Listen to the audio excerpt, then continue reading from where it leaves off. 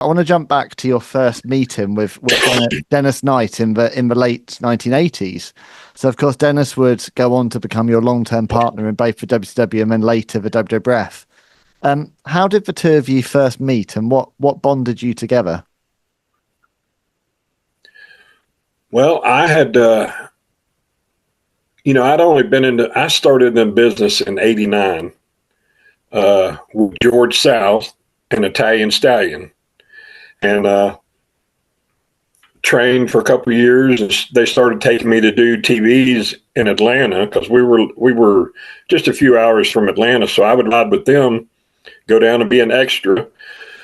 Well, I was doing pretty good, and so they started putting me in a little bit different matches, and I worked Elegante, I worked Ron Simmons, I worked PN News, I worked Johnny B. Bad as me and Mark Cantebury, and then I worked Eric Watts one night at Center Stage in Atlanta, and that's when his dad, Cowboy Bill Watts, and Dusty had taken over and were running WCW. It's just like into '91. Somewhere right there. I had a hell of a little match with Eric Watts on TV that night. Excuse me. And so I went back, and me and Eric talked for a minute, and I went and getting ready to take a shower, and somebody come in and said,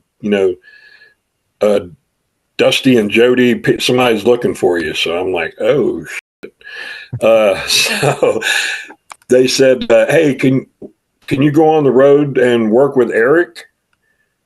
I said, yeah, because he had just graduated from Louisville playing football and had come into wrestling. So they were giving him his push and trying to work with him. And so they asked me to go on the road and work with Eric. And I said, yeah, when are you talking? They go, well, can you go tonight?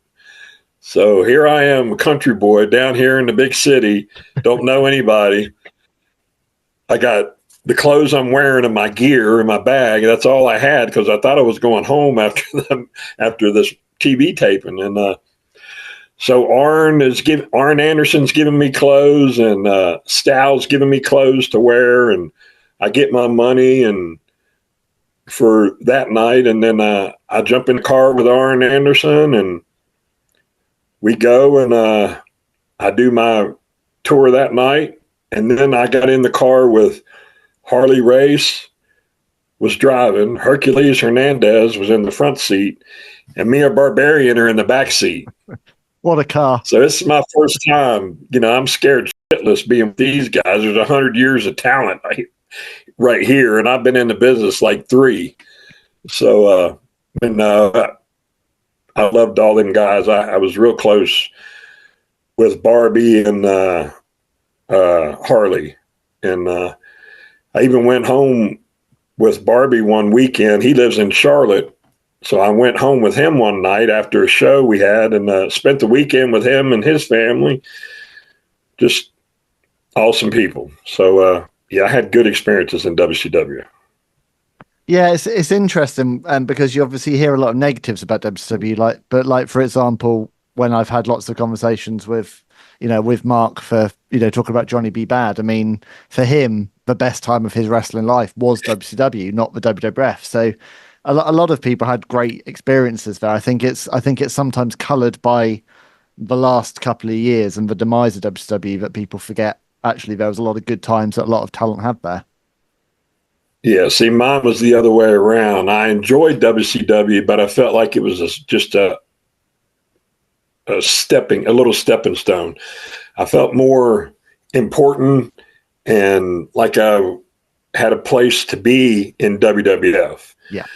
Because Vince was bringing in young guys. I mean, me and Phineas and Hunter got let go right there about the same time.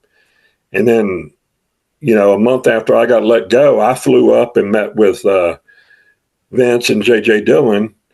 And that's how this picture I just showed you come about. And I was only out of work for 6 weeks, and they started paying me and said, get you some overalls and come on the road. We'll start you on the road, and the rest was history. But going back to WCW real quick.